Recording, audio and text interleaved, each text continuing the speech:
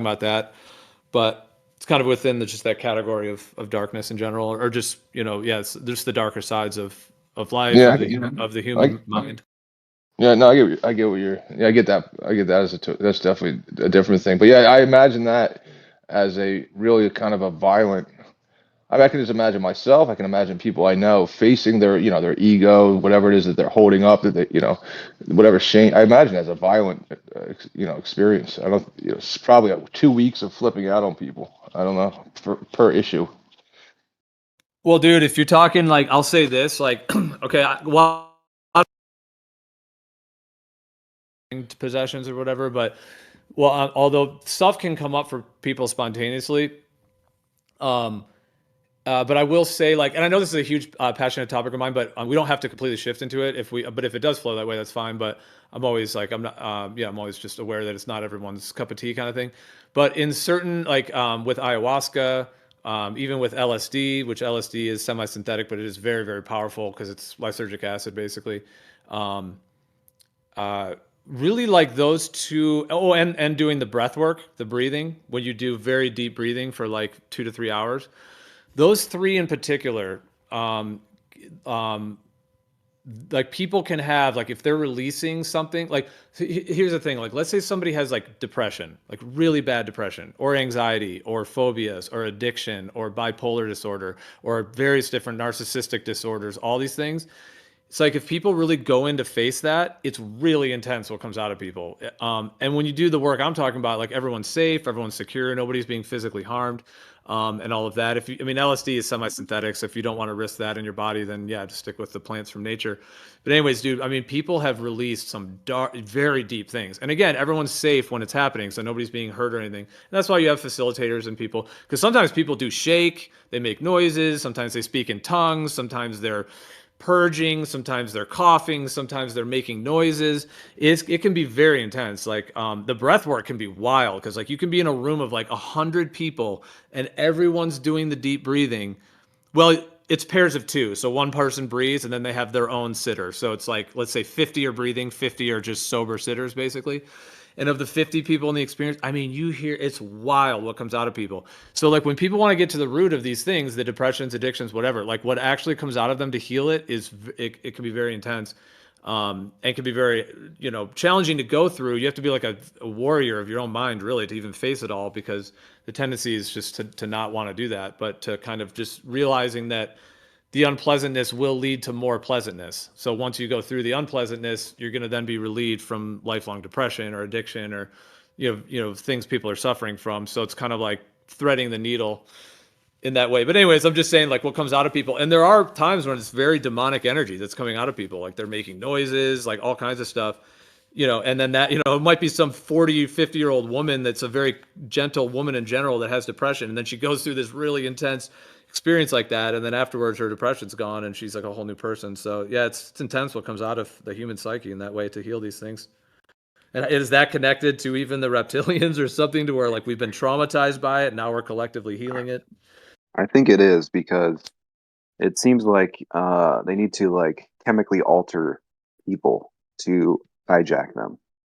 That's what Louis Pasteur, he said he got his ideas for vaccines. He got it from the Talmud, and he was injecting things with mercury, trying to get things to live with mercury in them. Um, yeah, it seems like if you're on antidepressants, you're on drugs, you're gigavaxed out of your mind, you're more susceptible to being hijacked. Um, but yeah, Yeah, I'll be honest. I don't like the feeling that taking deep. If I take 5 deep breaths right now, I don't like how I feel. So I don't know what that means. getting high No, off the oxygen. I don't like it though. Gotta keep doing it.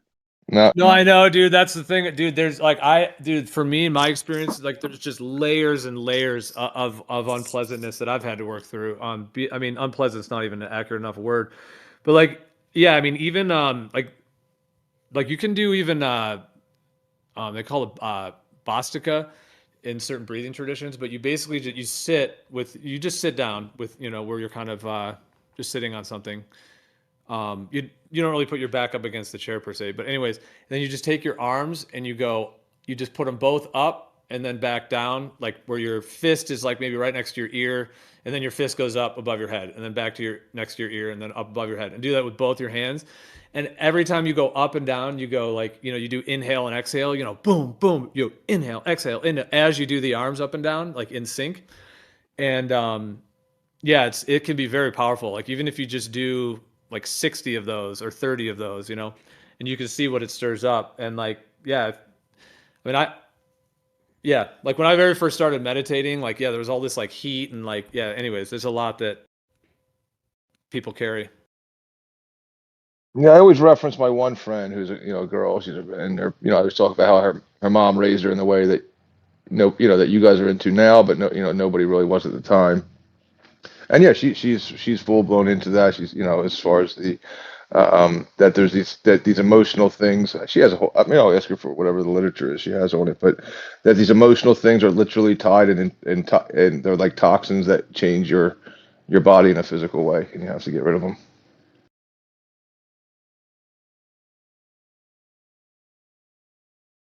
Yeah, but with the non-humans, reptiles, so based on my research, it seems like so like the whole myth of like genies, and that's what Muslims call the disembodied spirits, jinn. I think jinn is the same name as genie. It's the same word or different words for the same thing. But basically, there's like this spirit inside of a lamp, inside of this metal object, and then they like touch it, and the spirit comes out. Um, it seems like there's some sort of ancient computer on the earth somewhere that hosts the consciousness of basically ancient beings, and it's probably in the shape of a black cube. But this is something Elon Musk said. He said that if humans can invent a simulation, then how do we know we're the first ones to do it? We're probably in a simulation. You could apply the same logic to AI and artificial consciousness. So I think that like computers, like if you look up, like computers were basically invented by like the DARPA intelligence agencies. The dude who supposedly invented them, his name is Federico Faggin, Faggin. I think that's probably a troll, but supposedly they use like these demonic symbols in computers, and it seems like people are not capable of inventing computers, from what I've seen. And I think that like computer technology is basically ancient, and there's ancient computers with disembodied spirits in them, and this is what the lamp is with genies. Like, this is my theory, but So there you go. Wow, dude. Maybe These are some interesting also ideas. Go ahead. I'm just saying that's interesting ideas. Go ahead. Thanks, Joe. So Blob, what would you consider a demonic symbol? There's like these pictures of them, and apparently they line up with all the emojis. Like all these different emojis are actually just like these demonic symbols. But Yeah, I'm intrigued by that. Would it be possible for you to provide those? It's called the sigil. The word is sigil. Yeah, I don't know if I don't think I have those saved. I don't save those on my Okay, yeah, phone. it's fine. It's fine. If someone knows what he's talking about and could maybe provide those, I would be really pleased. And if you could tag me in chat, then this would be very nice of you guys. Thanks.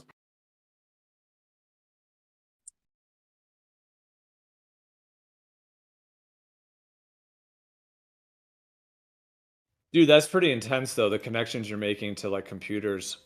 Yeah.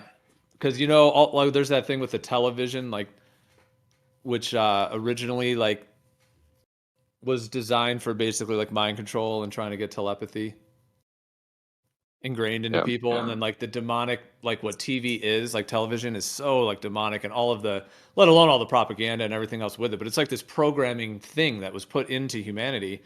I mean, they are cool in a way, but like it just seems like that's a psyop of sorts, a rollout, to say the least. Like just television. I think of it now like. Oh, sorry, G. I was just going to say. Well, just all this technology in these the microchips that kind of carry it. But yeah, go ahead. Absolutely, thank you. And it's a portal right into our living rooms, into our bedrooms. So Satan literally has access to many people's living rooms, bedrooms, every room almost. But Like I the name also of that kind of show. I kind of love technology though. I don't find it negatively impacts my life because I go out in nature a lot and I'm and I eat the best food I can and I do have to work with computers though. So yeah, I mean that meaning I don't it's not I don't like work. I'm not saying I work in computers. I'm just saying I use I use computers and internet as we all do for so many things. I mean, of course, the server, everything else. So I mean, yeah, and it is a very useful tool. So I can't really say that it's all demonic, but yeah, it is interesting to think of how they might be designing it that it could carry certain energies and just the agenda behind it of the programming and all that repetition. Yeah, it's like that show Black Mirror. Supposedly, Black Mirrors were used to in like rituals, like witchcraft rituals. They would use they're called like scrying mirrors or something. Dude, I was But just gonna say that. And what's crazy is when you learn about like the iPhone, the first giant smartphone that really, like took off and people bought, there was like a little interview of the team that was designing it, and they were talking about how they were ready to make it, and Steve Jobs was emphatic and like yelling at them, like, no, this thing has to be made out of glass. It cannot be a plastic screen. And at the time, it seemed like an impossible thing, but they somehow managed to make it done. And dude, it's now we literally all carry a little Black Mirror in our pocket, so it's crazy. exactly. And this is what I thought of a long time ago. Like, if you put yourself in the shoes of these beings, and they're trying to basically psyop all of humanity, the only way to really do it is basically it's like a TV, but it's just more portable. That's what a phone is. Like a phone is basically the perfect weapon against humanity. There's no. It's like if everyone has this little handheld device that's like a dimension. It's like your way to go into this propaganda dimension. I know, dude. That's It's really such a weird. yeah. It's a double-edged sword though, because it's awesome too. Like I find it, and like I said, I always aim to try to like use it as minimally as possible. Like I leave my phone in airplane mode all the time. I only turn it on when I need to. I don't have any Wi-Fi in my house either. Like I have it all wired. So, anyways, there. But I said this the other day. I said they went from Tell Live Vision to Tell Live Phone. Yeah. But kind of putting with the word LIE, like lie in the middle. But yeah, they went from television to telephone. Yeah, because I mean, when we were kids, obviously in the 90s, pretty much it was just TV. Like that was the only time you got any of that thing. And I always thought it was just like this weird thing, like this TV. Because like I felt like, what was real was like, outside in the grass and running around and being, actually living. And then you go inside and there's just like this screen. And that was obviously the little programming thing, but it was entertaining. And I mean, I had my fair share of TV watching, not a huge amount, but I mean, I did, and I played video games and stuff too. But there was always like a fairly healthy balance. But yeah, they went from that to now the phones, where most people are getting pretty much a majority of their, Yeah, there's a bit in Apple on the back of it. You turn it on, you see a globe. Like it's just ridiculous. Yeah. Yo, and Steve Jobs I think he said he got the idea for like the Macintosh or like his grander vision while he was on shrooms. So I definitely think you're interfacing with the spiritual realm when you're on psychedelics, and yeah, dude. The I think first Mac was sold for 666 and 66 cents. Oh yeah, that was the Apple One. That was the Apple One. The first Mac was Sure. like a few years later, but yeah, same. So yeah. But from a Yeah, technological but they didn't attribute any. They were saying their LSD experiences were like revelatory, and they gave them like, the way that many do. I'm just saying, like, Yeah. people face demons on LSD, but they don't like connect with them to do fucked up shit. Like it's if you take LSD, it's purging demons. If anything, it's not like hooking up with them. Well, there's at least I the know idea that it's they're taking making drugs to. it's making your conscious state malleable enough that you can interact with the spiritual realm. And I would say if you're solid enough in yourself, yes, it can be fine. If you're a weak charactered individual and you now make that boundary weak, you are creating some kind of risk and you don't know exactly what you are or what you possess. The guy who came up with the first transistor said that he did a seance and then came up with the diagram for the first transistor that then became the microchip, which then and then when they went into Who was quantum, that? also I can't remember the name. All right, but are you talking seances or LSD? Seances. Okay. So not because Community. because LSD was mentioned, but if you're talking about people connecting with stuff through something like seances, I hear you. Yeah. It's we were sort of mentioning that the first computer was sort of beyond the realm of a human thinking, and when you look at how many guys in the past have said that they got inspiration through like interacting with spirits. I'm trying to think now. There was Italian guys who said that they came up with like radical mathematical equations and all kinds of things. But in terms of the quantum computing state, they made no denying the fact that it goes into a different realm, or that it is operating on almost in a place that we don't see in the physical. And Yeah, but how can anyone prove any of that? You know what I mean? Like no one can prove that's actually where they got that information from. They could have just stole it from somebody. But I agree with you, Flat Earth Sola. Like taking LSD, you would have to be strong because every time I've done it, you can feel there's like a battle of some sort. And obviously this is the case because many people like spiral out and have these bad trips, right? So it's like Yeah. I've never seen any like great outcomes. I would say in the end, I was always left confused the next day more than anything. And like, why did I do that to myself? correct. And I had a group of buddies. Well, what about did you take? Hold on, dude. I got to respond. What did you take, first of all? Because there are a lot of other research chemicals on the streets now that are active in microgram doses. So do you know that you took lysergic diethylmide 25? Well, I'll tell you what, I've done it maybe like 20 times, 25 times, and I wouldn't say that each experience was that incredibly different. They Well, were I mean, all, I always had people that, have even their. with mushrooms. How about straight up picking mushrooms out of cow poop? I'll give the same testimony.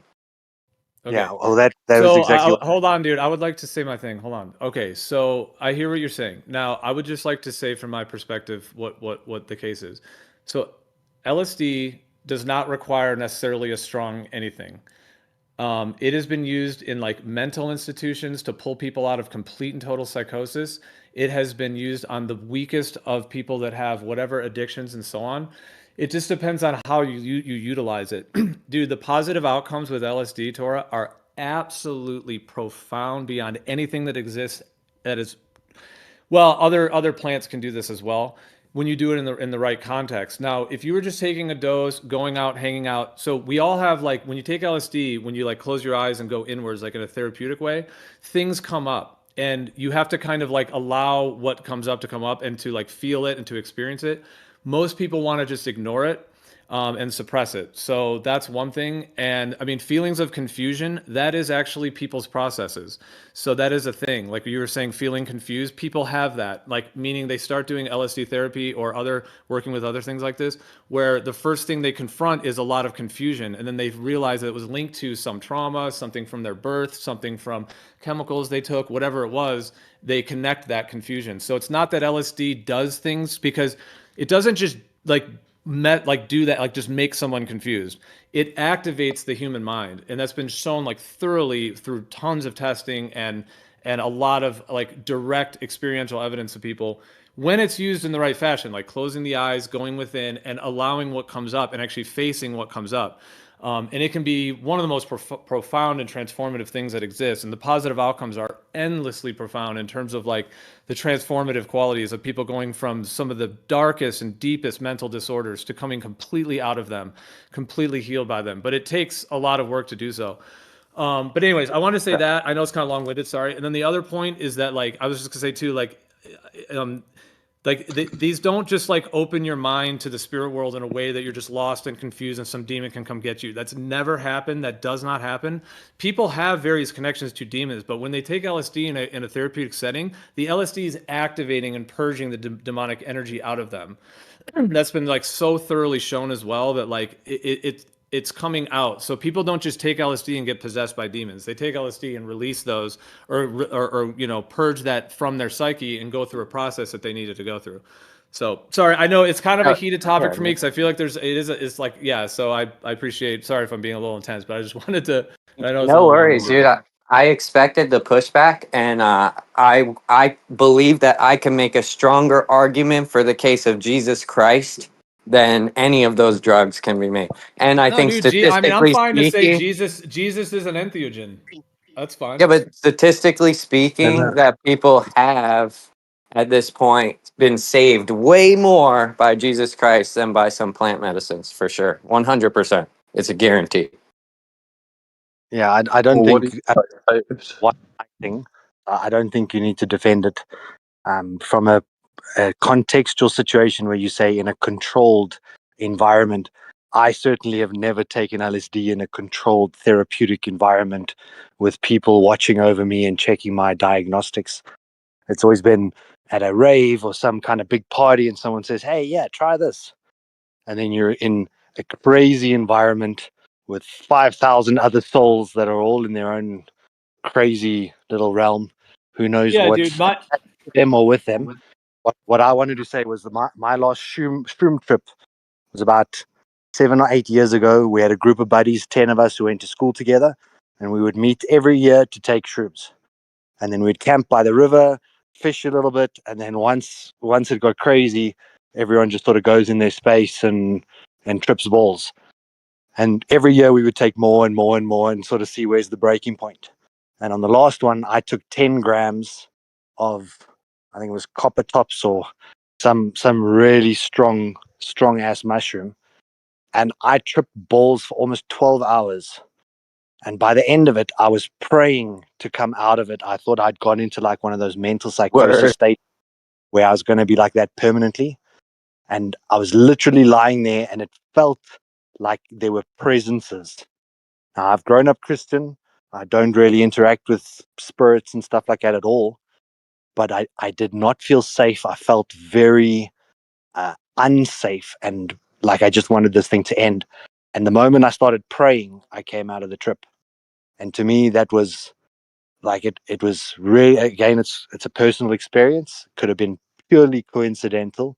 At the moment that happened, that you have that final wave that you break out of the water and suddenly there's clarity again.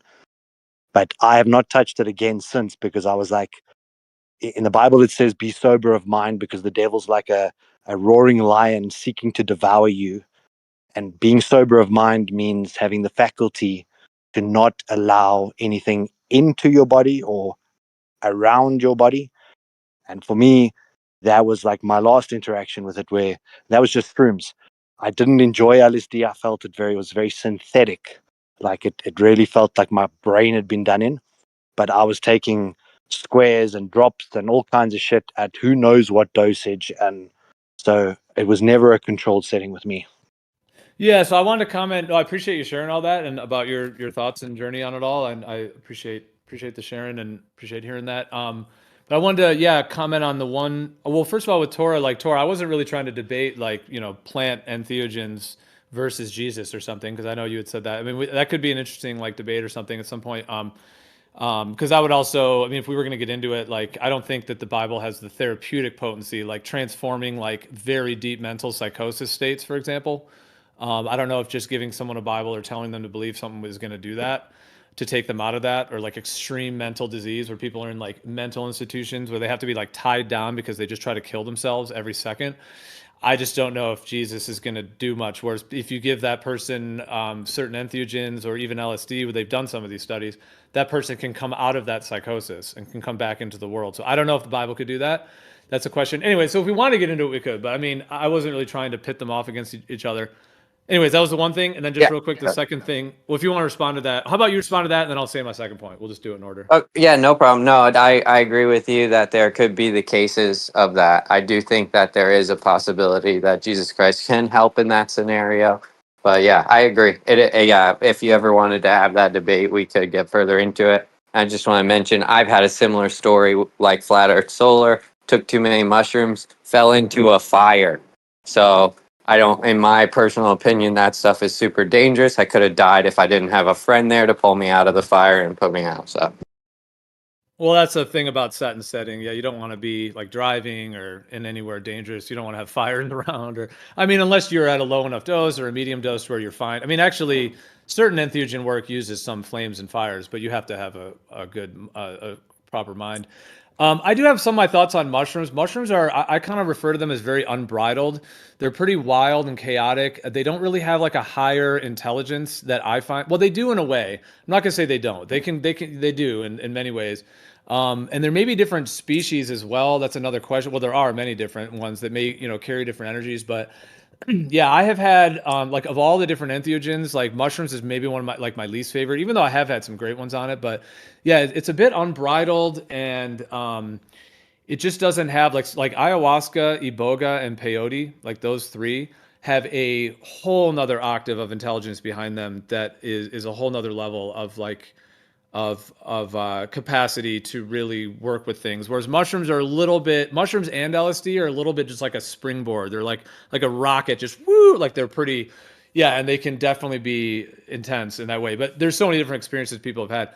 But I was just gonna say the other thing, like just real quick from my other second point was from before was just that like I had done various like mushrooms, LSD, stuff like that when I was like younger and whatnot, like in my I guess kind of late teens, early 20s, like within whatever range like that.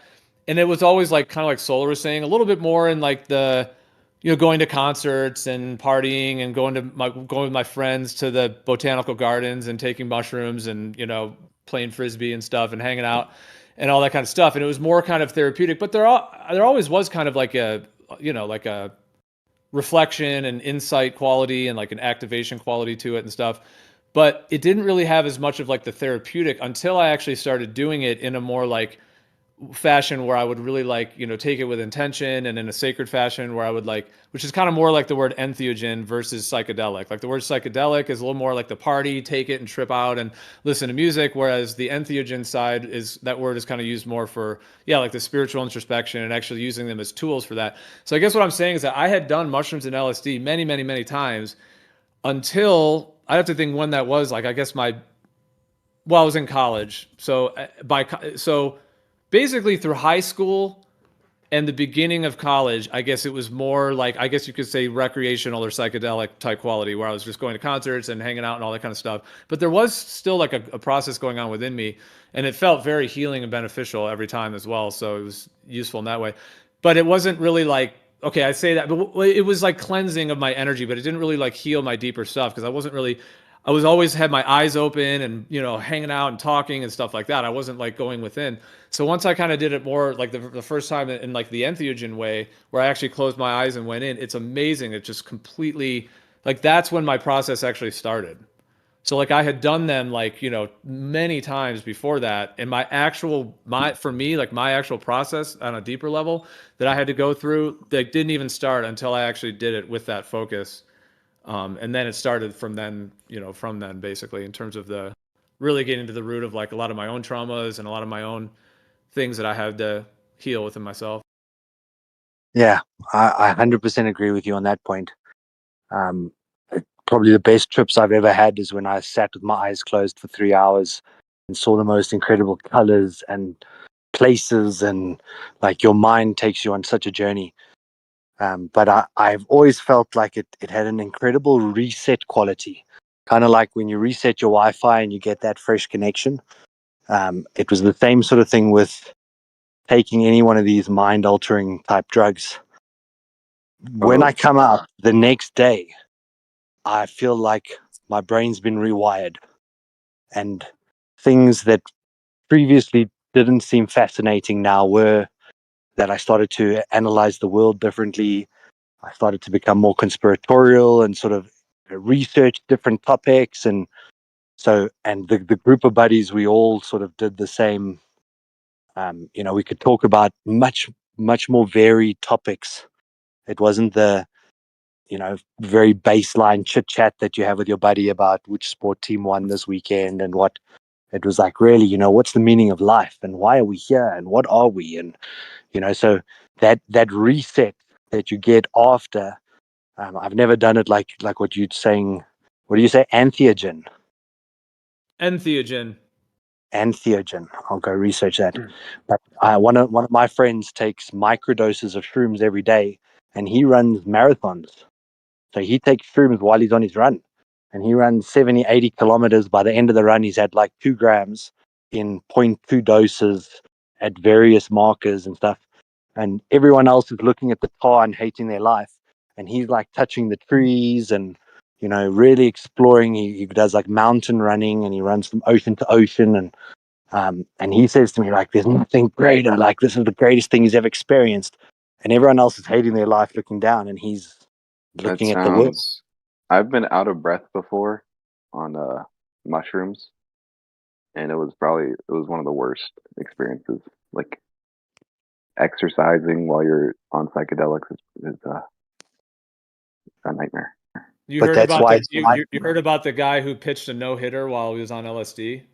Doc Yeah. Ellis? But It can but make that's people why LSD can give like extra athletic capacities for people. One thing I've noticed is like if you're like somewhere like a party or something like that, and you're on psychedelics, like very mundane activities like become like, you'll be watching people like just eating like trash food, or like they're just doing whatever, and it's like the most disgusting thing you've ever seen. Like, you start cringing at like just mundane things that are accepted in society. But I don't know if you guys have experienced that, but I've noticed that too, though, what you're saying, Solar, about how it will kind of reset you. And what I've noticed is people seem to enjoy music a lot more when they're on these drugs, even weed. And I've noticed that, so like I make music, and I've noticed that my creativity it like ebbs and flows. Like, sometimes I make really good music, sometimes it's really bad. There'll be periods where I just make garbage. And I've noticed that it comes down to like just enjoyment of life.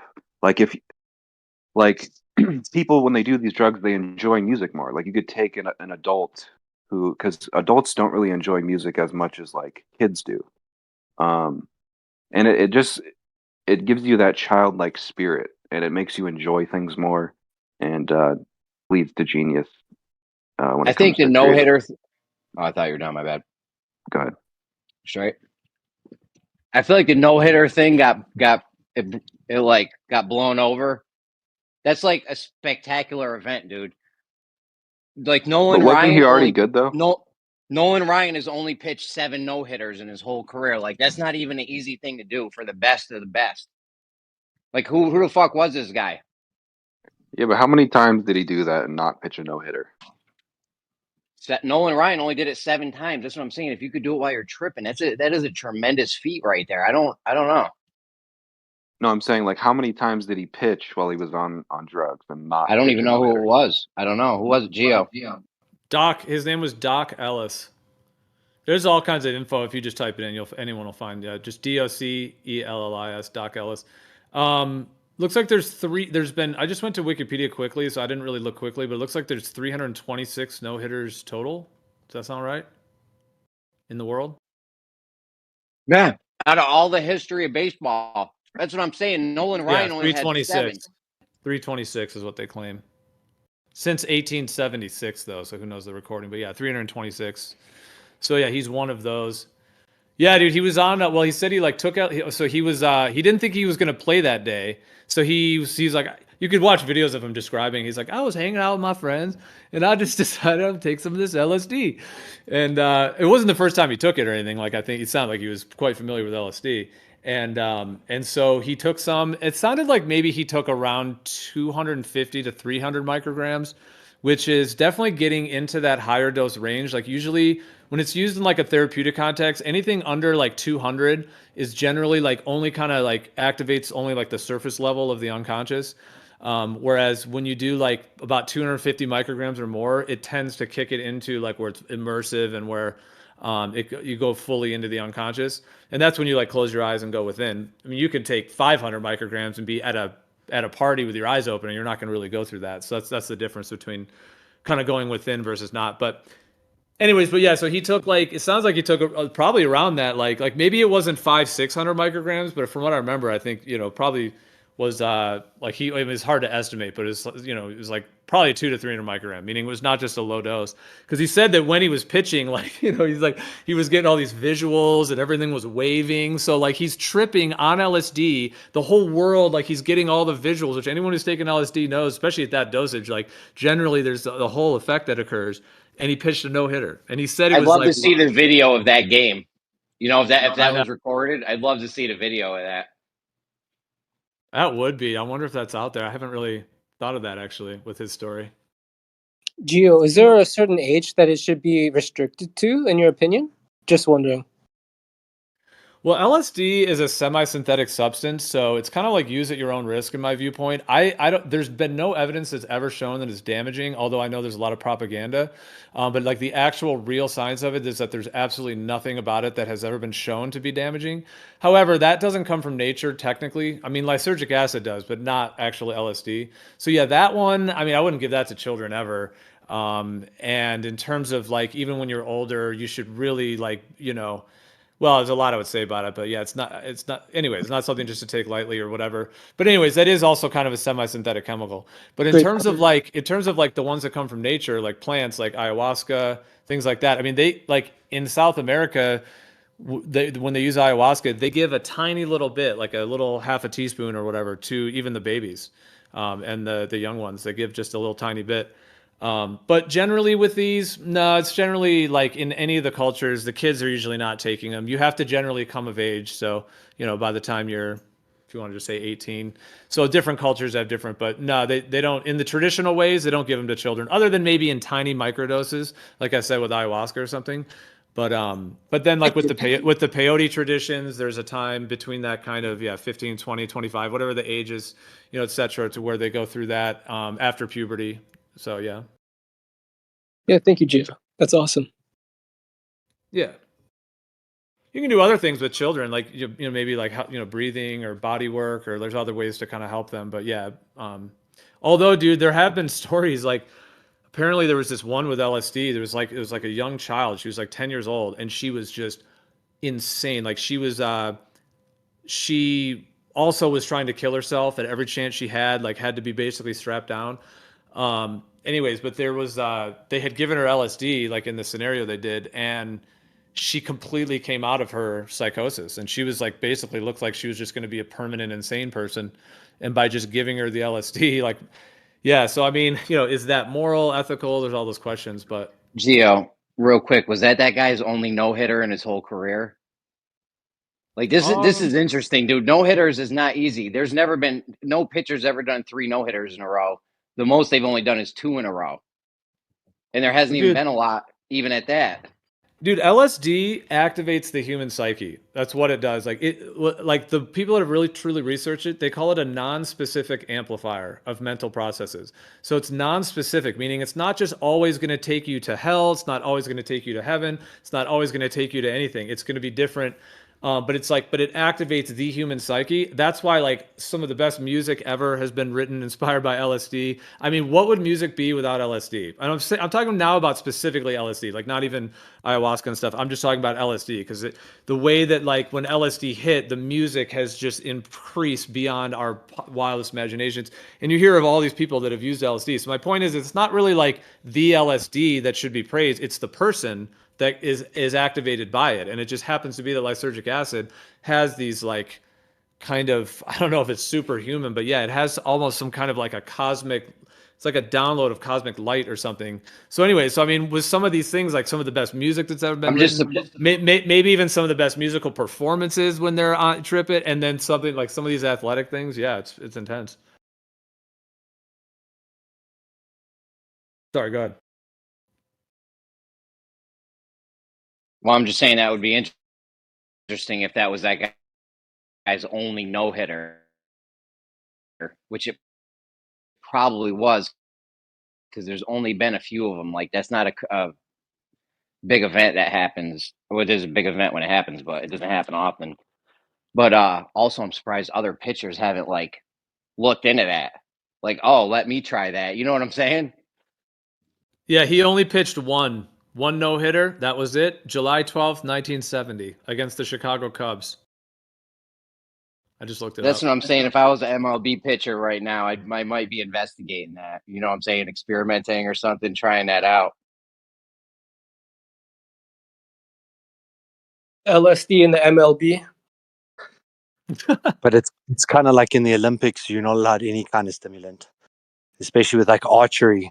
They used to smoke cannabis because it would calm you down and steady your hand, and you could concentrate more deeply on cannabis. So a lot of archery participants used to like basically smoke a joint or take drops before competition time. So it Yeah. shouldn't technically be allowed because if it is performance enhancing, then it's not like a steroid, but if it is focusing the mind or allows you to read the batter differently. When you guys say a no hitter, do you mean struck a guy out, or he didn't get hit for an entire innings, or like what do you? No, nobody got a hit the whole game on the one side. Nobody got a hit. Meaning For the entire team. For the entire team, for the entire game. Yeah, like they could have all still innings. gotten on base though if they were like walked or they could have still gotten on base, but like an actual hit where they hit it, it's not caught, it actually bounces, the guy gets at least the first Every base. American knows what a no hitter is. I can't believe this right now. I'm South African. Okay. I know that. I know. Yeah, they're not in this baseball psyop over here as much as we are. But that's incredible. Fuck. No, I would be. No hits. Yeah, and I would be fascinated to know. Which of course would include a lot of strikeouts, because but I would be curious to know how many people, like we're talking about this particular family of things, like cannabis could be included in there, but yeah, like mushrooms, LSD, ayahuasca, but ayahuasca, iboga, and peyote, you wouldn't really do anything athletic on those. Like those three, ayahuasca, iboga, and peyote, they kind of like put you down in a way. Like you take it, you just like, you're going to be sitting down or lying down. You're not really even going to want to get up and dance and stuff. Well, you might want to dance a little, but that's why people don't really take ayahuasca at like raves and stuff, because it just has a more inward, it's a whole different intelligence level to it of what it has going on. But but maybe people have done, because what I'm talking about is like either musical performances, amazing athletic performances, or anything else. How many people in the history of all this modern time have either been on cannabis or, and I'm talking about this particular family of things. I'm not really talking about cocaine and heroin and speed and all that stuff. I'm just talking about like basically cannabis we could throw in there depending on how you use it. And then more so the sativa is more kind of psychedelic, it seems, or psychoactive, rather than indica for a lot of people. And then, like mushrooms, LSD. I mean, there's MDMA as well, like ecstasy, which seems to have certain kind of entheogen. I think that one's like, how many people have been on those? I'm saying, like, in all these things, like amazing, and we may never know. Like some like amazing like snowboarder has done like some triple backflip, and he was like tripping, and we don't even know. Well, I'll tell you right now, that one's probably popular. The first thing you said, cannabis. That's probably popular because I know a lot of those guys talk about smoking and stuff. So probably, and then the crazier you get, probably the fewer and fewer, like throwing the one hitter. That probably almost never happens. You would never. The only reason he did that is because he thought he wasn't going to be pitching. You would never go out there on that and try to do that. Well, maybe now you would, knowing it works, but he didn't. He's got like, there's videos of him describing it and stuff. So like he describes it, but yeah, pretty much like he did not think he was had to play. And then he took the LSD and then got the call and he was like, oh, I have to go pitch right now. So yeah, he didn't know he was, you're right. You're saying that he wouldn't have just done that. Well, most likely he wouldn't have, although he could have still just taken it. I wonder if he tried it again after that. Like, wouldn't you think he would have just taken LSD at every game or something? Or I don't know. I don't know if he just stopped. That's what I'm saying. Like, you got to try that again afterwards. Tell your boys, be like, yo, you guys got to give me some more of that. Because it's on. Yeah, dude, you figure you would try it after. I'd like to pick this guy's brain for real. I think with cannabis too, like edibles, like a sativa edible tends to be maybe like for some people, like more kind of focusing and manageable, and then it lasts longer. So if you're in some athletic thing, I wonder how many people have done that, like with edibles, with athletics, because smoking, I don't know. Smoking kind of does seem to have a little bit more of a head dizziness to it, kind of like the head high thing. People have different thoughts on that, but yeah, smoking kind of almost blazes you out a little bit, like you get all blazed. Whereas I think for a lot of people, like certain edibles are kind of like in a way like cleaner, and perhaps you could have more like physical stamina over time with it rather than getting all blazed out like smoking a bunch of joints. Depending on the digestive system, right, of the person, like because some people build up such a tolerance to that as well, you know. I don't notice a tolerance. Like it seems to find that I seem to find that like the same amount continues doing the same. Like I don't really That's ever. interesting. Like so, Although like compared to smoking, though, like do you think it's like totally a different effect entirely? I would say for sure. Like I'd agree with that. But like comparative to smoking, like is it? You think the tolerance buildup isn't there when you're eating it? well, I know I've heard of people taking like 100 milligrams of THC, 200, 300, 400, thousands. You've heard of people doing that, so it does seem to have some way that like the more you take, um, like you can have some tolerance. Like some people perhaps can have some tolerance where they can do massive amounts and somehow like be fine, like in a certain way. So like that kind of tolerance is there. But the one that's like for example, let's say somebody took like 30 milligrams of THC, that's usually a pretty strong dose. Like I mean, you may even not want to be out driving on that in a way for most people, like whereas like 20 or below, you could kind of probably be at your job or something, or 15, whatever people like to do. So like 30 and then getting up to like 40, 45. I mean, that's often just like pass out level for people, getting 40, 45. So like if you took like 30 or 35 every day, like, people can do that and just, they get the same every day. Yeah. Which I hear you, because with smoking, it almost does seem like you need to do like the dabs and get the more concentrates, like smoking does seem to have more of like an immediate need for more almost. Yeah. It's interesting. The smoking maybe does that, the quickness of the flame. I wonder And if the the biology, since we're so all unique, that it could even be something like 10 milligrams is a dose for every single person. Like, I just don't see plant medicines being universal in that sense. Like, I think it would have to be individually figured out. No, I hear you, but like, I'm just talking in general, like the general, like, if you give someone 15 milligrams or 20 or 25 or, those different levels, I'm just saying. But yeah, I hear you. I mean, some people would have a more mild effect at 15. Other people would have a really more stronger effect at 15, considerable. And there would probably be a spectrum, but I'm just kind of saying on average, like, I mean, what has anyone else found? Like, do you need to keep upping if anyone's doing yeah, daily edibles, do you guys feel like you need to up it, or do other people stay at the same amount? I guess Yeah, that's I what don't I'm. yeah, even get the same effect from edible for smoking or whatever. I would say an edible is very, like, I'll do those before getting on an airplane or something, but I never, like, I don't buy them often because I'm like, am I getting ripped? And then I made my own, and then I was like, whoa, it still doesn't really, it's not as intense. Like, I would never be like uncomfortable after eating edibles to go somewhere. I yeah. wanna I come always in with a preferred smoking. sidebar. Unless you're Uh, at pass out, level, where you're like what they call it, being like actually stoned, where my friend used to call it a debacle. He's like, he took a lot one time. He's like, oh, this is a debacle now. Makes your body all heavy and stuff. I've It's seen funny. people do that. I've seen people get that for sure, no doubt. yeah, you eat You and get you're like waiting, single legs. Yeah, your legs go noodly, and you're just like, I need to lie down. That's funny. but it's like you eat one, you don't feel anything. Half an hour later, you eat another one, you don't feel anything. You eat another one, and suddenly by an hour, the 50 minutes hour mark, suddenly it hits you like a train, and then you're like, damn, now you're tripping balls for like 5 hours. Um, but Yeah. I always preferred to smoke, and during college, I used to buy it in bulk and sell it to all my friends. So I always had jars and jars and jars of chronic, and then I would smoke like a joint every hour.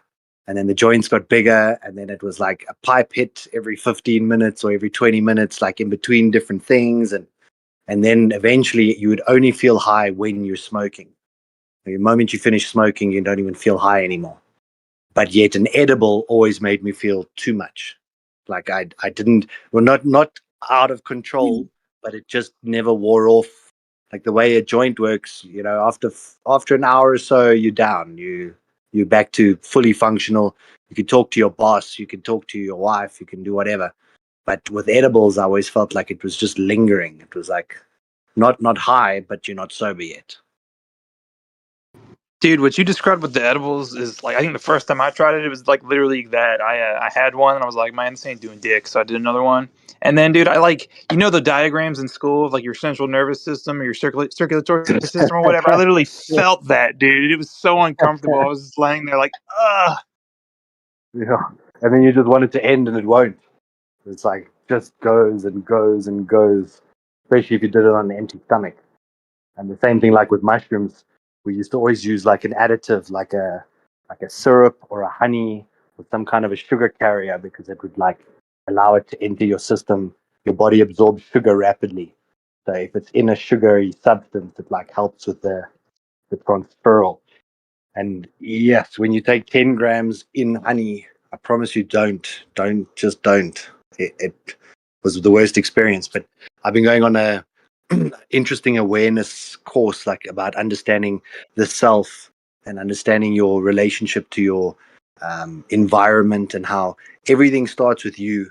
You're like the stone that drops into the pond and you send out ripples. And then when the ripples bounce back off people, you get angry at like, why did they react to me that way? But you've got to realize that you're the stone that sent out the ripple. Start to look inward and see who you are and stuff. And last week we were talking about exactly this topic, and they were, for the first time, they said, do you understand when you're taking something natural like a shroom or cannabis or something, you're actually consuming an entity. That plant was alive, and or that mushroom was alive, or that peyote or whatever, it was a living thing which contains its own energy. And you have now put that thing's energy inside of you. And it was the first time ever that I thought about, like, what energy am I actually consuming if I smoke a joint? Or I don't know if you've ever found, like, you bought a batch from someone and it just made you like really depressed. And if you start to look into like plant sciences, they've shown they take the same lettuce family, and you take 50 different subjects. Each person picks up their own seed, plants it in the soil. Then you use identical water to feed those lettuce heads. And at the end of the study, every lettuce has a different ratio of calcium to magnesium to phosphorus to, and so the water was controlled, the sand was controlled, and the seeds were all controlled. But it shows that the plant is actually responding to the person. And when they started to test the individuals, when they tested the individuals, they found that if you were low in calcium, your lettuce produced more calcium. And if you were low in magnesium, your lettuce would produce more magnesium. That there is an interpersonal Can you relationship post between. this? I'll have Can to you look for. post this study? But it's got to do with Masaru Emoto and the water studies about how words can implant energies into water. And when he flash freezes, like when you use the word love or anger or hate or whatever, that you get Yeah, different I've crystal done formations. that Japanese guy. I've done Masaru his Emoto. experiments. They don't work, man. Can I say He something on the previous literally, subject before we So go on? the it was. original guy, the Asian gentleman, he froze ice under different temperature and pressure conditions and took pictures of the ice with microscopes and cameras and whatnot, and made some crazy claims and just lied about what he did. The only way I could replicate the pictures and stuff that he posted was to change not how I felt or the words that I was writing down or saying to it, singing to it, or thinking to the ice. I had to change the temperature or the rate that I allowed the ice to cool and the pressure at which it was freezing under to get anything near what he got in his pictures. All right, Or before we divert potentially into that, before your we no, energy is wait, hold different. up. Before we divert into that, I've been trying to say something about for a while since Gio brought up the no hitter slam, grand slam or whatever with the LSD or whatever. Um So what I want to say is essentially, and I think a lot of you might disagree with this, is maybe there is maybe the case essentially that people who are doing high performance activities while inebriated or on drugs or alcohol or whatever, uh, could it not be the case that essentially, and this is going to be my first point. I'll make a second point real quick too. My first point would be, could it not be the case that they are successfully uh, doing these high performance acts, not because they're smoking weed, but just in despite of the fact that they smoke weed, that they're so skilled that they're still able to do whatever they do while high. The highness is not it's actually detrimental to their performance, but because they're so good at performance, they continue through it. Like, how would you essentially isolate that someone either performed better or worse? You need with some the sort of no hitter. control.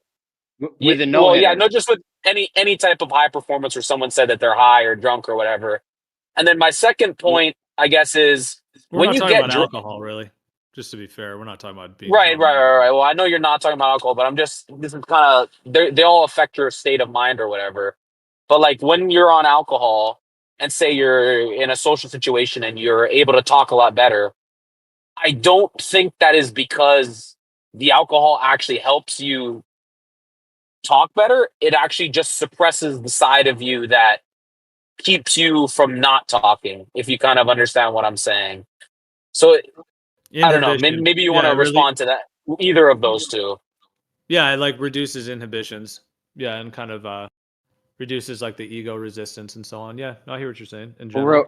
Real quick, in But response to the first one, the no hitter side, that guy never pitched another. He didn't pitch another no hitter for his whole career. So that's how you would judge that one. If some guy's a bowler and his average is at 200, and this guy goes out and bowls a 300 game, and he's never bowled a 300 before, and he's on it, then that might, you know what I'm saying? That could be a hint, like, hey, maybe I do a little better on this.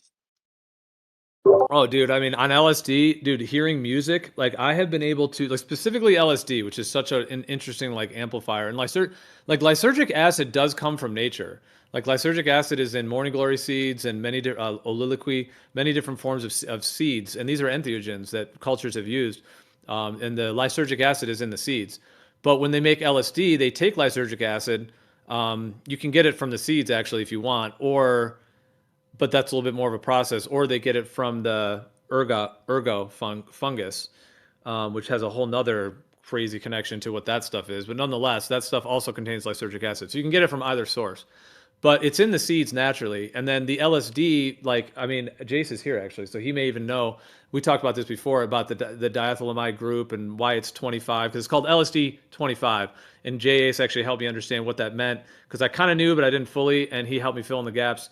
So I appreciate that, Jace. Shout out to you. Because, yeah, now I understand more fully how that, you know, that particular molecule is formed, because LSD 24 is not psychedelic. LSD 26 is not psychedelic. LSD 25 is. So it's pretty interesting in that way. But anyways, the point I was just saying in general, though, is that the lysergic acid is really the thing that's kind of present with LSD. So that seems to be what really is the thing of it. So I mean, the fact that comes from nature and it is an entheogen, that it just has those qualities to it. So I mean, in terms of like the super performance thing, I guess, sorry, this is really long-winded. I'll end it here. I was just saying that I guess like I'm just saying I've like listening to music, like it seems to have done something, like able to do something to my ears where I could like literally hear the sound waves and like feel them. Like, you know, that people talk about synesthesia, where it blends two senses, like you can see colors kind of thing.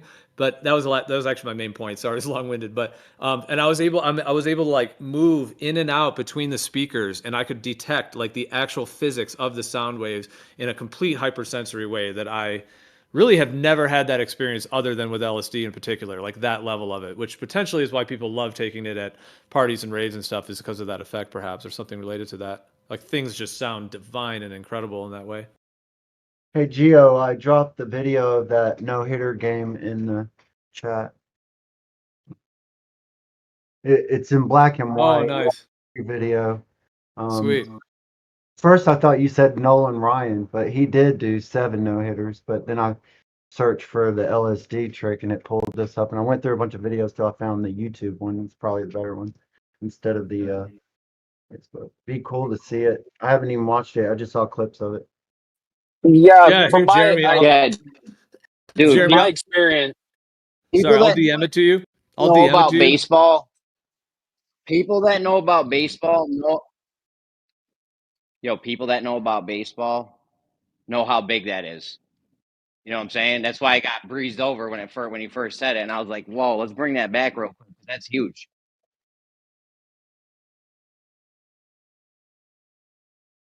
I was just gonna, from my perspective, because I've done all this stuff quite a bit. Not anymore, but I did all this psychedelics and stuff a lot when I was in high school and like early college and stuff. Like when it comes to LSD, it seems to have like an added effect on your reality. And the same thing with weed, it has a slightly an added effect, but I think weed actually takes away like an aspect of reality. And as like comparing it to alcohol, alcohol doesn't really add anything. It only takes away your inhibitions.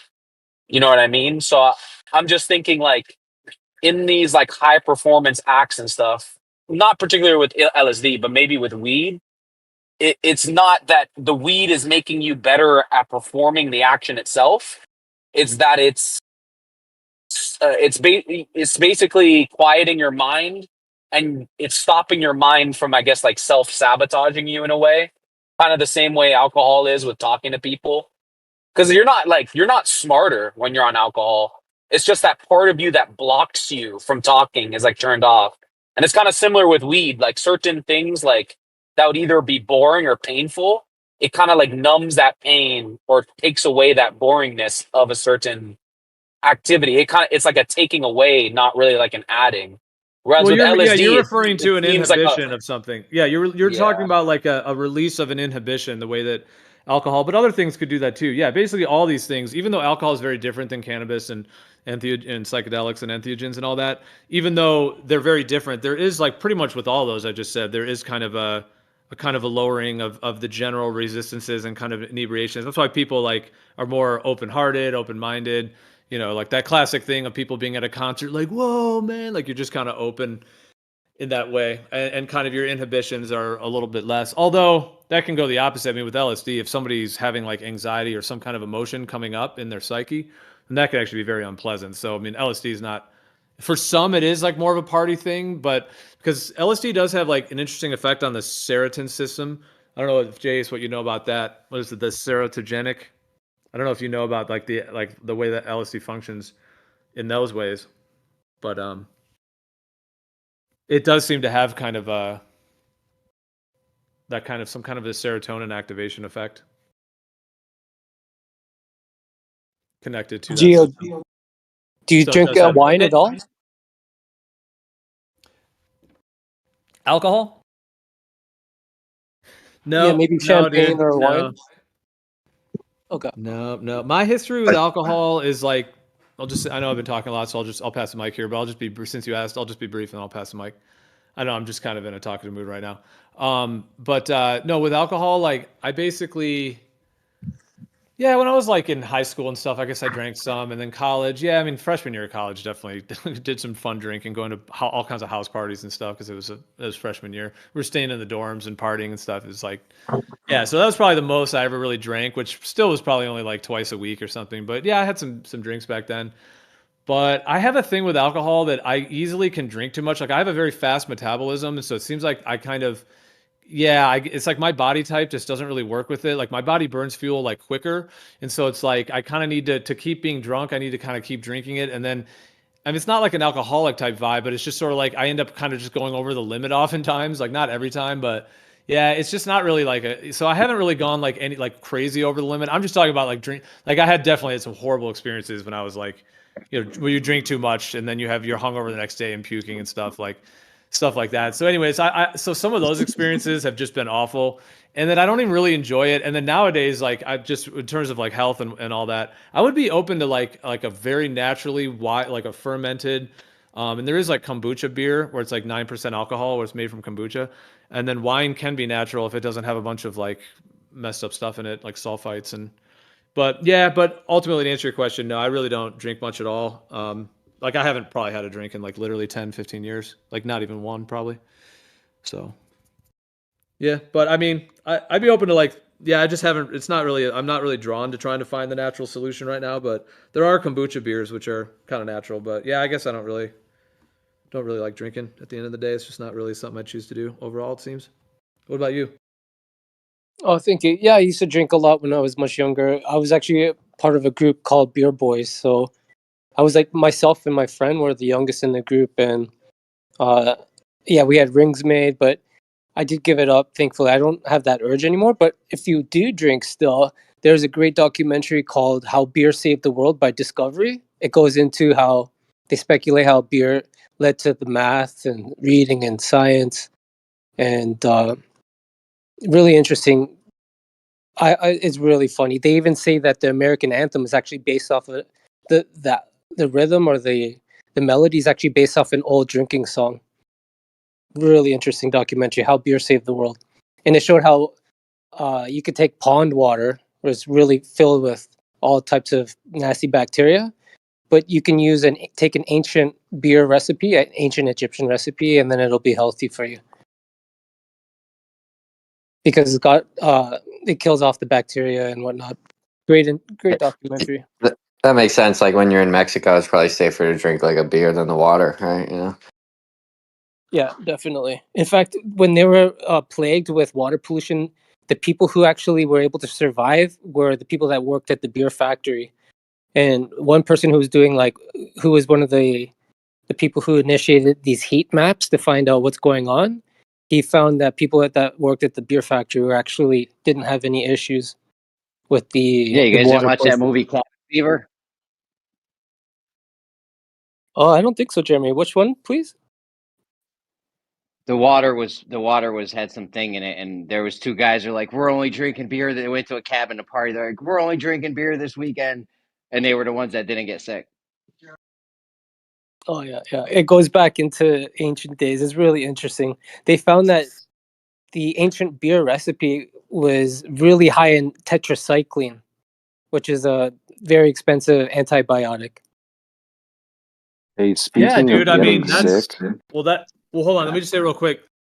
No, go right after me if it's all right. I just want to jump in on that because, dude, I mean, that's the thing. Like alcohol nowadays, it's a huge. I mean, the grains that are, sorry, eye level. I'll try to be brief, but I mean, the grains, the corn nowadays, like corn syrup, like Miller Lite has like how many different corn ingredients? Like multiple different fractionations of corn syrups and corn sugars, and it's insane. It's crazy what's in beers now. And then that's made from grains, which I think have a whole demonic connection to them as well in terms of genetic modification and whatever's going on with that too. But like obviously grapes are going to make a more natural alcohol. But I just, and so on. But then people still might add like funky, yeast and things to it. But what you were just saying is pretty interesting, dude. Like getting a water from nature, because like where does ivermectin? Where do these things come from? So like you can get it from like pond water or something like you said, like something like a natural water. I mean, maybe not like a too much of a sitting pond, but like maybe a running water, like a river or something. But or you could describe more what you meant by that. But anyways, I'm just saying like different ways of like fermenting in a natural fashion that could be like a superfood medicine to where it's not really like a toxin of getting drunk. It's actually like good for you because ferments and fermentations. That's why kombucha has all these different health qualities and things. So like fermenting can be like, and so that process of what alcohol is at its root, potentially even has medicinal benefit, but then just all the ways it's done has kind of been co-opted. Yeah, well said. Yeah, I think ancient recipes were far superior than what the government wants to allow the public to consume. But yeah, what I was referring to actually in that documentary, How Beer Saved the World, they actually went to a pond that was filled with ducks, and obviously, ducks have excrement and whatnot. But yeah, you can still take that pond water supposedly, and then just apply that ancient recipe. It does involve bringing it to a boil, I guess. But apart from that, yeah, it did. You can actually make a beer out of it, and it's safe to drink. You can actually put it under the microscope and take a test, and you won't find any traces of that bacteria. You can actually, it's demonstrated in the film. Really interesting. How Beer Saved the World by Discovery Channel. They Yeah, that's claim that interesting. actually it led to writing and math. Well, hops. Well, one thing about all of like beer is that hops is a medicinal plant. Like the hops plant is actually a profound medicinal plant. It's even near possibly cannabis in certain ways, and it actually contains certain like cannabinoid pre-compounds and like a whole bunch of interesting connections. Now I'm not saying you get like high on it quite like cannabis. It's not quite the same in that way, but anyways, it's like hops is a very high like within the whole octave of plant medicines. Like there's some that are there's like a spectrum. Like dandelion root is not the same as reishi mushroom, for example. Like reishi mushroom is a much higher than what dandelion root can do, but dandelion root's still great. So yeah, like when you put it in that spectrum, like hops is up there in that higher level. So the fact that beer is made with hops, it's always that like silver lining to it that's always there. If there's whatever remnants of the hops plant is actually in these beers these days. But yeah, so that could be part of it. So beer, like if it's made with hops, in a way, has that medicinal foundation to it of the hops plant itself. Yeah, absolutely. And then the high levels of tetracycline that it actually might give to the people who consume it. I think they looked at the bones, and that's where they determined they consumed. Actually, I think from my memory, they were trying to determine what caused these high levels of tetracycline in the bones, and I think it came down to what they were drinking because a lot of these workers were drinking beer. That was part of their salary, especially if they were a part of the building of the pyramids or any of the infrastructure.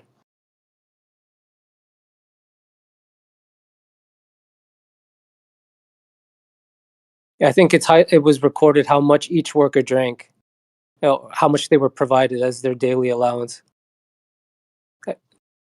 Pretty interesting.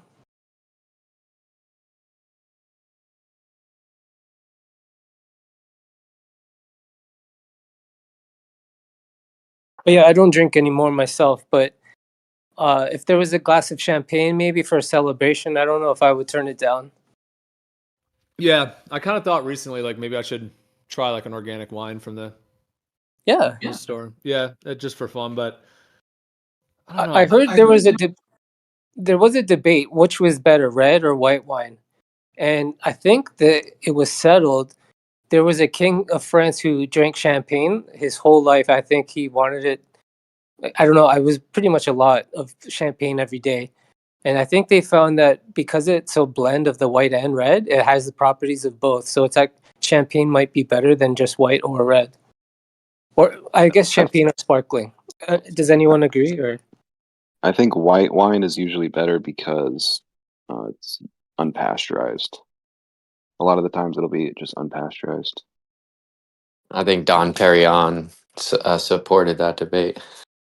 Wait, you're saying there's a difference in the pasteurization because the white and red is just the types of grapes. So I mean, you're saying Yeah. I mean, and people do claim different polyphenol content, which of course there would be. Like the difference in color indicates the pigment. The pigment differences are it's connected to polyphenol. So yeah, people there's like more like resveratrol in the red versus the white, for example. And resveratrol is like very powerful antioxidant and has all kinds of beneficial effects for like the skin and the immune system. And so I guess they claim the red has more of that, but the white still has its own. Well, what did you mean Yeah, I'm about not the sure why. pasteurization? I'm not sure why, but they pasteurize white wine less. There still is like pasteurized white wine, but it's usually like you can find unpasteurized. But I think what you could do is get unpasteurized wine with no additives, and then if you have like some raw cream or butter or like cheese beforehand, that seems to be the best way to have alcohol, like unpasteurized wine with some raw fat beforehand. Dude, this is one of the kombucha beers I've had. They call it hard kombucha for this company, but it's called Unity Vibrations Kombucha. I just posted the link. They're actually based in Michigan, which is where I originally found them. But they used to make it in glass bottles, but now it's only in like cans. So that's kind of a downgrade. They used to make it in glass, but well, maybe they do in store, but at least on their website you can only buy cans. But yeah, that one, dude, it's pretty interesting. It's like I don't know what it is, 7, 8, 9% alcohol or whatever it is, and like you drink it, and it kind of tastes like kombucha. It kind of tastes like a beer. It's got an interesting taste, but you basically, like, my experience with it is I got drunk, but it was like it was pretty pleasant and didn't feel like it was a pretty like just like a smooth high, and then afterwards, like there wasn't really much of a hangover. So that made me think at the time when I had that experience, like, okay, well, what is it? Is it actually like the grains and the types of alcohols and yeast and bacteria that are actually in the grains that actually cause the hangover and not the actual alcohol itself? Because if you could have alcohol without the hangover, that's the best. That's the way. Yeah. Yeah, I don't know. Yeah, thankfully, they say the Bible says if someone's dying and they're in pain, we should give them wine. That's kind of cool. I wonder if But that's it's the same for. I wonder if that's the same for everyone with that hard kombucha. I wonder if like everyone in here, if you guys all tried it, you know, if you ordered some, but tried it, whatever. But you might be able to find it at your stores too. They have it in stores. Maybe not that brand, but yeah, whether you guys have that same thing, whether it's either less hangovers or no hangovers, because that was my experience. But I only drank it maybe like 4 or 5 times. But one time I got pretty drunk on it because I was at my friend's house and I kind of ended up like somewhat passing out on his deck. Like I kind of just laid down, I was looking at the stars, then I fell asleep, and I woke up like, oh, and I was pretty dizzy, and I like fumbled upstairs. But even after that, I wasn't really, I mean, I didn't feel like great the next day. I'm not saying I was like fresh. It's not like after ayahuasca or something where you're like ready to take on the world, like cleansed. It was more like, you know, but it wasn't like a horrible hangover. And I was like, wow, that was like kind of good things about being drunk without all the after effects, it seems. but the nature of alcohol is it dehydrates you, and then the next day you're affected due to the dehydration in the brain and multiple organs. So I don't think you can separate the hangover from the alcohol. If it's alcoholic, it's going to cause dehydration. If you just rehydrate like before you go to sleep, you can pretty much completely negate even like a severe hangover, in my experience. Yeah, you can definitely attempt to. I think it does cause like your kidneys to go into overdrive, so you will flush a lot of the water out just through urinating. But as long as, like you say, I find the best is you try and drink as much as you can before you lie down and sleep. Then you're not going to pee 30 minutes later and getting rid of that liquid, and then your body can kind of just rehydrate during the night, and then in the Well, I morning wouldn't. Yeah, I wouldn't use water though to rehydrate if you want to not be hungover. Bro, this company, this Unity Vibrations kombucha company, they they have this it says they have a lively and dynamic fermentation process that is sparked by our sacred sound infusions. The living cultures in your kombucha will thrive when our one-of-a-kind method is combined with Soflegio and sacred tonal frequencies. What? By applying the concepts of sonic fermentation, we have discovered a revolutionary new way to improve your beer. Gentle vibrations from the sound waves stimulate the microbes, making them work harder and leading to a stronger fermentation. I gotta keep reading. The Soflegio frequencies have been revered for centuries. Oh, this is talking about 528. So apparently it's something with 528 hertz. 528 hertz is what they. Oh, they're saying this is like a natural frequency in the environment. But that's the brand that I didn't have the hangover on. Could that be a That's connection? amazing. That's amazing. Like, I wonder if that would work with other fermentations. Like, that's such a good idea. Dude, now I want to go buy because I saw at my store. I did actually look. Like, I haven't even thought about alcohol in a while, but I did go and look over at the area and I looked at the kombucha beers, and there was a few of them, but they were all in like metal cans, and I don't really like the aluminum. But I almost want to now buy that and just get get drunk on it once to see if that one does give a hangover, and then maybe, you know, try this one again and see if it doesn't. Because if they're both kombucha beers, but I mean they have different processes, you know, too, of course. But could it have something to Obviously, do in with the that? obviously in the name of science, we would do this, right? Yeah. I know. In the name of science, I'm gonna go buy a 6-pack and slam it. That's funny. Did you give up your use of alcohol or drugs for 40 days? Anyone? Or Gio? Well, I don't use any drugs. I mean, I when I think of the word drug, I think of something synthetic that like Oh, it created like the pharmaceutical drugs. that's true. Yeah. What about ayahuasca? Could you guys go 40 days without? Well, I go 40 days without all the time. Yeah, Nice. Yeah. ayahuasca is not addictive at all, like literally zero. So it's not even a Wow. thing. Yeah, it doesn't have any addiction to I it. I haven't smoked cannabis in 2 years. Nice, brother. Nice. The sober is the new, drunk. No, I run 2 or 3 Sober and businesses. aware. Sober and aware. Sober and Yeah, aware. That's a when new when high, man. That's the when best when one. you're, when you're running a business, like I used to smoke at night and then freak out in the middle of the night thinking I'm going to forget something, and then I'd like write lists and notes in my diary, and I was always thinking like, what did I forget? What did I forget? And I was like, fuck this, quit cannabis, and the clarity of mind and like the progression. What I did yesterday, I know I'm still building on today, and next month, it's like I don't have to remind myself of these little things that I must say I'm kind of getting to that point now where I feel like my tolerance is gone, so the next joint is going to be incredible. But yeah, I'm also enjoying the clarity. But now I've found that I'm starting to enjoy a whiskey. So I think it's you seem to find something to replace something if you haven't dealt with the core reason of why you're trying to escape.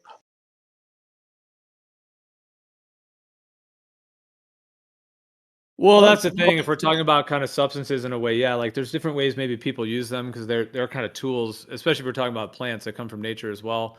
But yeah, it's interesting. Like maybe some people do use certain things to, like you said, kind of escape or avoid or something like that. But someone else could use that same thing for something very positive, and nourishing and in that way. So like somebody could use cannabis, let's say, and get an insight into an incredible new song that they just wrote, and it's like an amazing song that lasts through time, and happened to be that when they took a peak amount of cannabis, they got the either insight for it or they wrote the song or whatever it may be.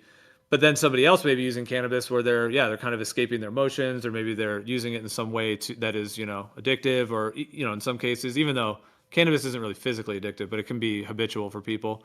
And yeah, I'm sure Mentally, we've all known people that have kind of had that style probably where they use it in that way. yeah. Like for me, it was always a stress relief.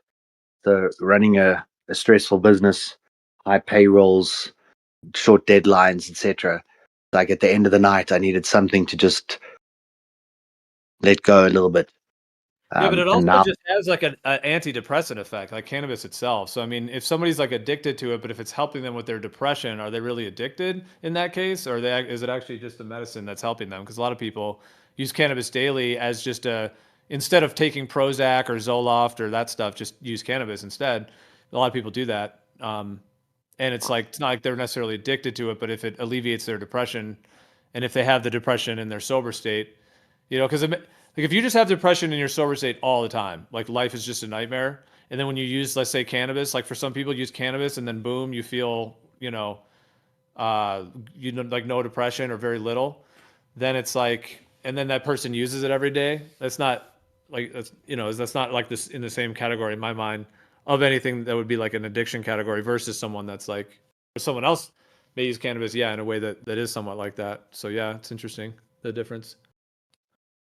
yeah, I'd What say it's do you think more of that? destructive long term because, like, the word to depress or to suppress is to push down on something.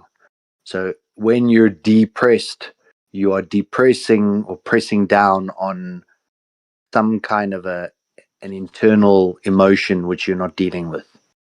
And like you were saying, when you use these type of things in a more therapeutic way to actually to stir up that muddy water so that that muddy water can clear, then you're no longer depressed because you've allowed what was being depressed to surface and then to be filtered out or cleared out of your life. So a lot of people that I know that use substances in that way are hiding from something or wanting to depress or suppress an emotion, a thought, a trauma, a pain, or just the fact that they hate their life because they think they live in a sphere.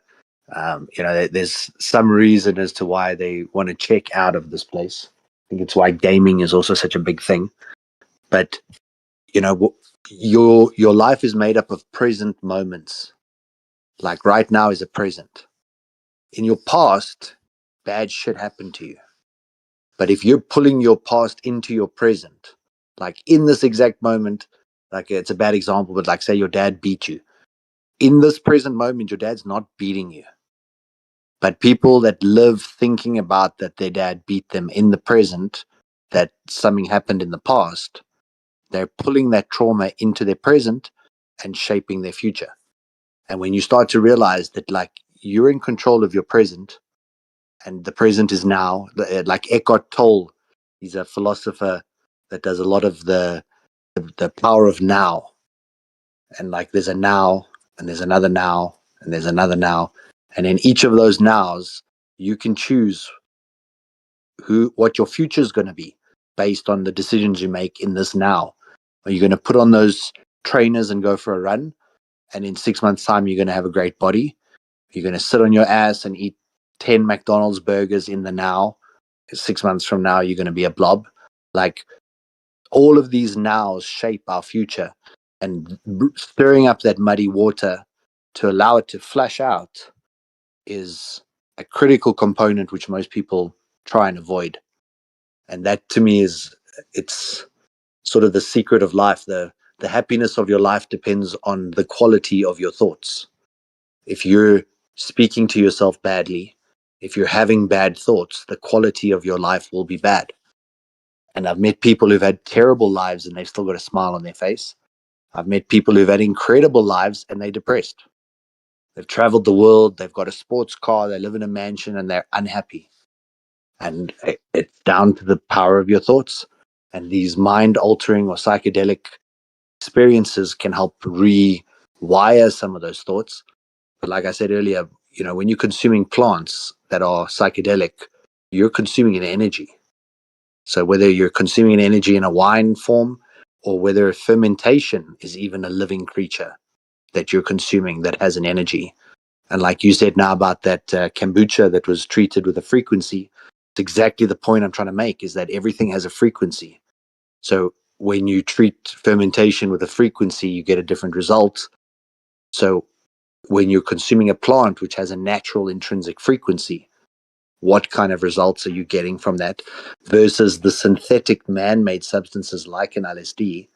Yes, it can be therapeutic if controlled and done in the right setting and the right dose, etc., etc. But what frequency are you actually putting in? There's a guy called Rupert Sheldrake who talked about morphic resonance, and they created man-made crystals. Now, every crystal has a frequency except the man-made crystal. When they make a new man-made crystal, the first time they make it, it has no frequency.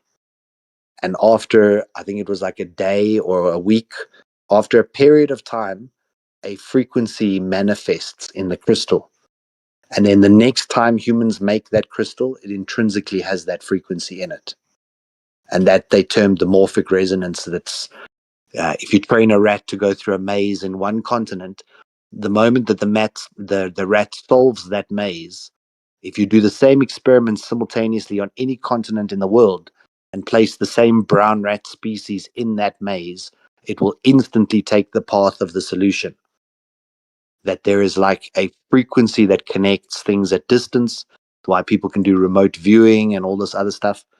But everything in our life is about frequency, and thoughts, like the words you say in your brain, are frequencies.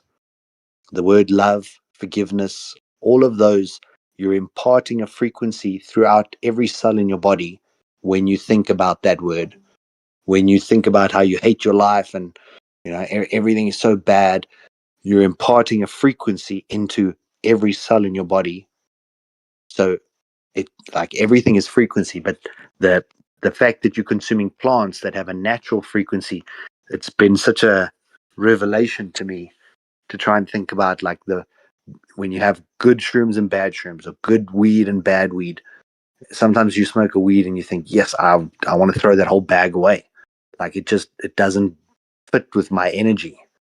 Like it makes me actually feel like gross. Like you didn't enjoy the experience. And it can be from your same dealer. It can be the That can same be thing. from indoor grown plants that are like really unhappy and treated really poorly and poisoned with a lot of chemicals, perhaps. Yeah, that's one scenario. I've definitely found a difference between indoor and outdoor. Like outdoor has like the sun and the happiness and there's a new day and that kind of, and it's grounded to the earth electrically as well. So like the plant actually living in the ground where it's designed to be. Versus so many of these indoor grown things now, especially with cannabis, where they're doing them with like synthetic lighting and all kinds of synthetic nutrients and fertilizers and then tap water and Lord knows what else, all kinds of different stuff that is used. And then the plant, I mean, it's not a lot of these. I can't imagine the plant is very happy, and to say the least. Now, maybe some are better than others. And then there's like the synthetic light quality of it, which I know they try to do their best to get the full spectrum, and they definitely get the results. I mean, the plant, they can make these plants like huge and all that from the indoor growing. But yeah, it's just something to consider. That if you're talking about that kind of thing, like could Yeah, be and the more plant the itself, like source. the energy of the plant itself, kind of was Even just the imbued with that. grounding aspect that you're talking about, the amount of studies that have been done on putting copper rods in your flower beds. Like if you grow a vegetable garden and it's a raised vegetable garden, and you simply stick a copper rod in the actual ground and you run the copper cable into the flower bed that's above ground, your yields almost triple just on the grounding aspect. So what you just said now is 1,000% right in terms of what I was saying about the different quality of what you get based on the happiness of the plant. The studies have been done where they play different music to plants, and you get different results. They the same way that they put a little oscilloscope attached to a flower, and a flower that contains pollen actually vibrates. It gives a frequency, and as the bee flies over the flower, the flower calls to the bee through a frequency. And then the moment that the bee lands, the bee is negatively charged because it's been off the surface of the ground. The moment it touches the positively charged flower, the pollen jumps onto the bee. And the moment that the bee leaves the flower stops singing. So the next bee flies past that flower because it knows the pollen's already taken. Now, that same oscilloscope, they attached to other plants, and they did experiments where they tell them go inside and abuse that plant. And the moment that the person enters the room, the plant starts screaming. Like the frequency goes off the charts because the plant knows you're coming in to abuse it. And like Yeah, it's I've seen breaking that. stems and, Yeah, it's just very be rough interesting. with the plant. They can And actually the same, detect it through actual like chemical reactions in the plant. That is very and interesting. Yeah, it then, actually and reacts like then, the one where they set it up where a guy came in to water the plants every day, and then one group of plants he didn't do anything to them. He just let them be fine. But he would come in and he would kind of smash and rip apart, and he would like abuse a little batch of a batch of plant next, another batch, a second batch of plants, and then after he would chop them down and stuff and be aggressive, and then after to the point to where just when the guy would walk in, even if he didn't start chopping at anything, the other plants would react, knowing it was him. yeah, yeah. So imagine if And your source is from the cartel, right? Maybe these guys who don't have it's such a negative energy already, right? Because it's a life and death situation for them. yeah, exactly. And a lot of the indoor grows, I used to grow myself as well. You do something called super cropping, where you almost snap the branches and get them to go 90-degree horizontal, and then each of the little sub nodes become main nodes because um, your nutrients and stuff always want to flow to the highest point in the plant, closest to the light source. So the moment you start super cropping and bending and breaking these branches almost, you don't want to snap them through, but you make literally 90-degree bends in your branches, you get a much better yield, but often the quality would drop. And then when I discovered this whole thing about plants, like I would go in there and I'd stroke my plants and I'd sort of tell them like, I'm doing this to try and help you and like try and give them an energy that I'm not there to abuse them. And then my quality went through the roof. And it was the same seeds, same soil, same organic nutrients. You know, I was You running didn't tell me you were exactly. going to set them on fire and inhale them later. Well, if I'd like pick their leaves, I would eat their leaves, and so I would say to them like, or like sort of just show them that I'm going to appreciate all of you. Like I didn't ever tell them I'm going to set them on fire.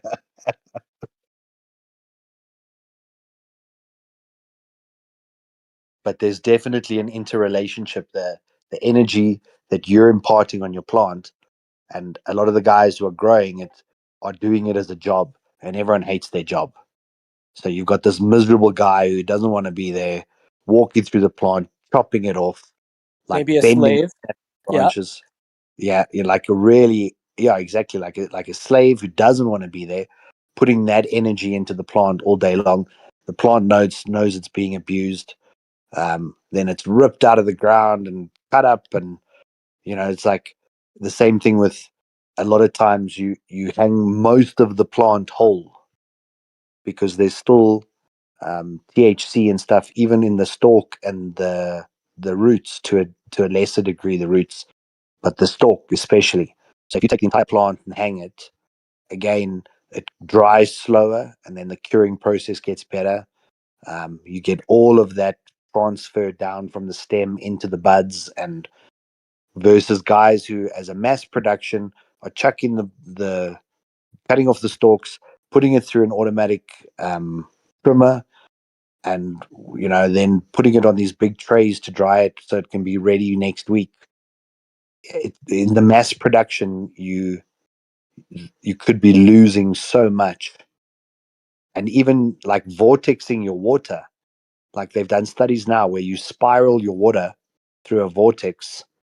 There's a specific thing that's designed due to the I think it's the Solfeggio frequency or that spiral of life, the um, whatever that ratio is. That Yeah, that's what they thing. used on the. That's what I was on that kombucha beer. Yeah, that's what I was. That's what they used Soflegio. I think they said they used 528 hertz is what they said when and they claim that with the fermentation process that, and like I said, that kombucha beer like like I said, it was years ago when I had that, but it literally did not give me a hangover. So like, is it because they submitted it to that Soflegio to those tones? I'm curious to like research that now. Absolutely, At some point.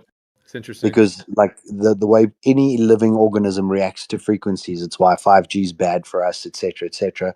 Why plants die when they're near the towers. You know, all of the under your power cables that run above the ground, you'll see that there's never trees growing there, or shrubs or plants, because they hate the frequency of just even 50 hertz, which is what your power is flowing at.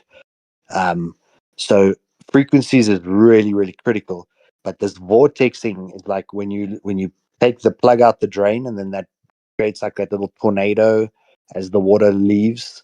That's a vortex, and they've molded that shape, and then they spin or put high pressure water through that vortex, and what it does is it breaks up the chain of molecules. So your water, through being stagnant and being treated and all this other stuff, becomes long chains, like 80 chains long or 90 chain. They all sort of stick together. Your body can't use it. And when they vortex it, it breaks all of those molecules up into individual molecules. And with crop growth, you can get your tomatoes to harvest 3 months earlier. 3 weeks earlier, so you can harvest sooner. And the bulk, the amount of water, you use less water to get more mass on your fruit. So they've done massive vortex studies on tomatoes and like water-based things, but there's almost no one doing cannabis with vortexed water, with frequencies, with I even did experiments where I played classical music to my cannabis plants. Well, there are people doing that. Like in Northern California, there's like these like biodynamic farms where they incorporate biodynamics. So there are some that are doing some of these frequency things. But I hear you, like not very. It's probably pretty rare in Northern California, even that's. But I know that there are some that are doing like very very outdoor, organic, as natural as it can be, trying to get the most heirloom genetics instead of the genetics that are all hyper jacked up and all kind of altered from their original form. Like they're actually looking for the ones of the original things, like the ruderalis strains that are different. There's like sativa and indica, but then there's ruderalis as well. Those are interesting. They're generally higher in the CBD, which has the more medicinal compounds as well. But yeah, the ruderalis are very interesting in terms of the medicinal parts of the CBD in that type. Yeah, there's so much to this, and it's the same with the human body. Like water is life, man. If you're drinking bad quality water, like it doesn't matter what else you're doing, you're not giving your body the best opportunity. I often say to people, it's like your swimming pool. The first thing in every treatment of a pool is get the pH to the right pH. Then check your chlorine and alkalinity and all of that stuff. Now, the same thing goes with plants. The plant uptakes certain nutrients at different pH levels. So when I want to give it more nitrogen, I have to drop the pH. When I want it to absorb more potassium, I increase the pH. So you actually add pH uppers and downers to get your pH of your soil to the right level. If the soil pH is wrong, I can add a gallon of nitrogen. The plant isn't uptaking it. And it's the same thing with the human body. No one ever tests the pH of your cheek or the pH of your urine or even knows that pH is a relevant factor. But anyone who's ever grown cannabis specifically or any type of plant understands the importance of the pH balance. And then these organic grows, they create healthy living soils and then just feed with water with no supplements. And they get twice the yield of the people using artificial supplements just by having a living soil that's got lots of like rich raw fertilizer and compost and all kinds of stuff. But by doing it with a living soil, you can't as easily control like when it flips from its veg state to its flowering state. So whereas with chemicals, I can literally say, okay, today we're flowering, start pumping the next fertilizer, and then change the light cycle, and it's flowering within 7 days. But in living soil, you've really got to kind of let the plant do its thing, and then use the light, and it's a bit of a slower process. And then there might still be too much nitrogen in the soil. So you've really got to know what you're doing when it comes to living soils. But like water and the soil and the pH and all the micro nutrients, all your calciums and all that stuff is so critical. I love that there are open-minded individuals who are actually going to this extent on the cannabis side. I just wish that it would follow through in terms of our vegetables and everything else that we consume, that people would apply such a critical mind and innovative sort of solution to actually giving us quality rather than whatever yields the highest.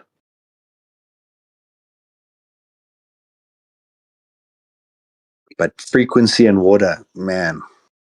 And why is water so critical? Because water transmits frequency. Water is effectively like a really good conductor of electricity and frequencies. That's why sound can carry so far in underwater. Why like whales can communicate like almost across an ocean using a certain tone. It's like, and we are water. We're 70% water.